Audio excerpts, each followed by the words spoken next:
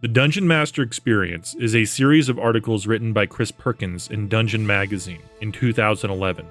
The following readings are his words, and though produced before the current edition, still contains great insights, advice, and tips for Dungeon Masters for any edition, and for that matter, any TTRPG. Maptism, 8/4/2011. Wednesday night. The adventurers are plying the elemental chaos when they happen upon a pirate base made from the hulls of 6 wrecked ships.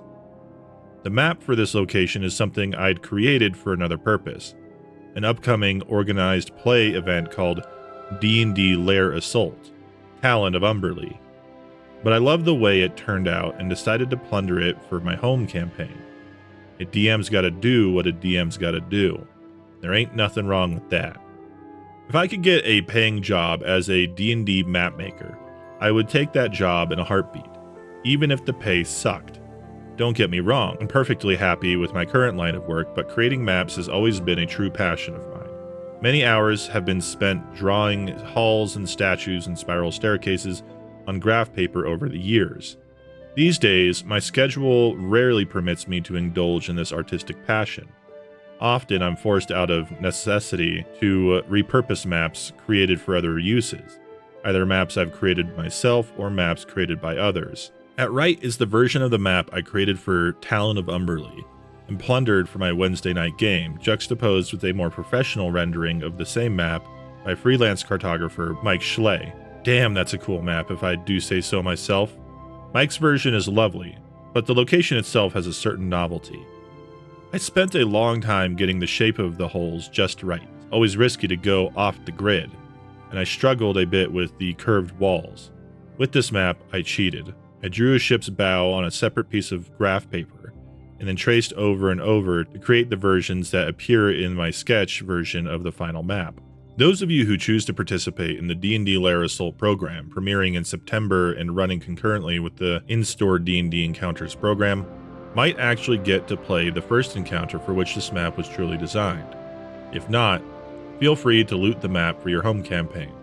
That's what I do, and every good dungeon master does. When I was a kid, I spent a large chunk of my allowance on D&D and AD&D adventure modules, knowing full well I'd never find the time to run all of them.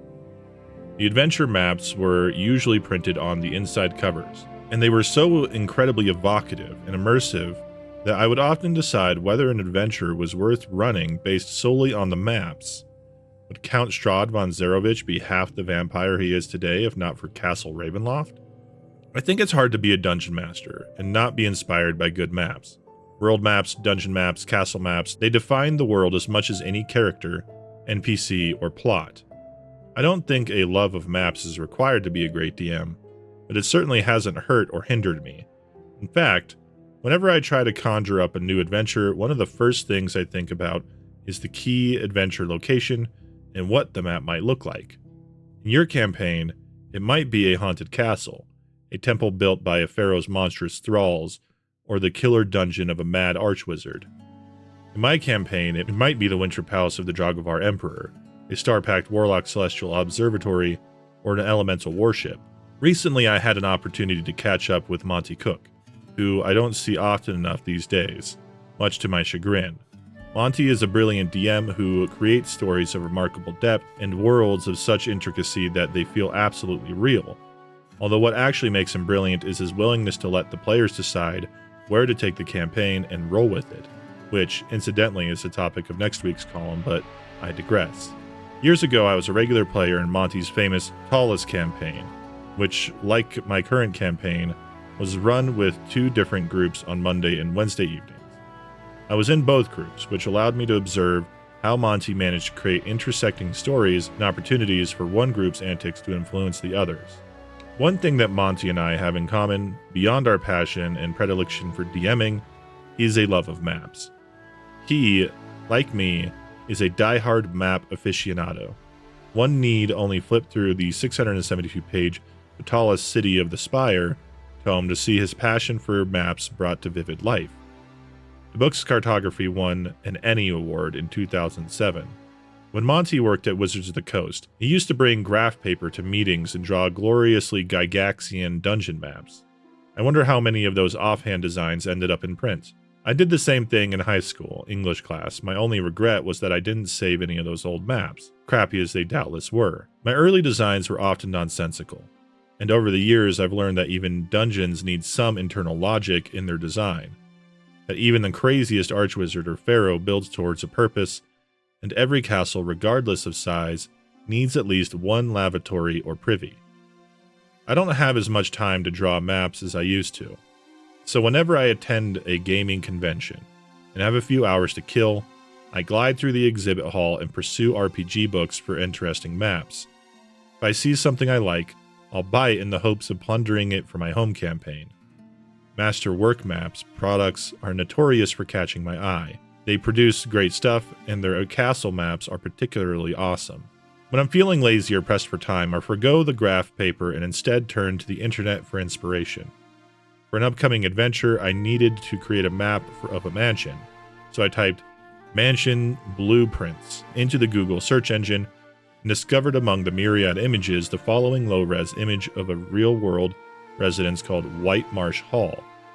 Realizing that I was missing the upstairs blueprint, I did a Google search on White Marsh Hall and discovered an excellent website chronicling the history of the mansion, with maps of the upstairs and downstairs levels, as well as exterior and interior images that could easily serve as player handouts. Marveling at my good fortune, I copied the mansion blueprints GIFs to my desktop. Since the maps don't have a grid, I decided to add one. The grid makes it easier for me to replicate sections of the map on a wet erase battle map during the game. I downloaded some free digital graph paper, which is a wonderful DM resource, and even specified how big I wanted the grid and paper size to be. After converting the graph paper PDF into a JPEG, I superimposed the maps of the mansion onto the grid. I copy and pasted them onto the graph paper as separate layers and resized them using Edit Transform function of Adobe Photoshop so that the walls and grid aligned more closely. Here, then, is what the mansion's ground floor looks like on digital graph paper. In Photoshop, I can erase the tags I don't want and add whatever other embellishments I like. However, in this case, the maps don't require much manipulation. I'm pretty happy with them as they are. Lessons learned. I've often joked that maps are D&D lewd magazines for dungeon masters. Forgive the weird analogy, but opening up the gatefold covers of an AD&D adventure is like opening a Playboy or Playgirl centerfold, inviting drooling DMs to take their players into the poisonous dungeon beneath the hidden shrine of Tamoachan, or haunted house on the cliff of the sinister secret of Saltmarsh. Past issues of Dungeon are another great source of maps. The magazine has been around in one form or another since 1986, and those of you who have access to back issues are sitting on a veritable goldmine. We're even learning the lesson here at Wizards and trying our best to get new maps into DM's hands by every practical means, because we know DMs don't have the time or ability to create their own. Alas, too many modern adventure modules don't pay enough mind to creative map design, and consequently, they offer precious little plunder for DMs who need good maps to fuel their campaigns. There are many notable exceptions. If you can't steal a map from Dungeon Magazine, or some other source, you can always turn to the internet and use its powers for good. Do a Google search on castle maps and see what you get. Now try dungeon maps. Next, wilderness maps. Finally, try searching for medieval city maps. Editor's note: don't pass up a chance to visit the Cartographers Guild. I think you'll be awakened by new adventure possibilities. Truth be told, you might never need to draw another map again, although I hope that's untrue, since it's incumbent upon all DMs to put pencil to graph paper and create new dungeons that might one day get published for the rest of us to steal at our leisure. Until the next encounter. Also, don't forget to follow the link in the description to pick up my first ever adventure and setting for free on Patreon and DriveThruRPG now. Dive into the desert region of Gondolar as adventurers making their way to the budding city town of Silt Pass in search of gold, glory, and answers to the secrets of a long-lost empire. In this first adventure, your heroes will defend the Dune Dancer, a sandcutter airship from a legendary group of bandits known as the Stormbringers. Do you have what it takes to stop the Stormbringers and their bombastic leader Tharok, or will you make a deal with the devil of the sands and join them? Decide your destiny in the first of 6 adventures. TSI, Tharok, Stormbringer, Ironmane.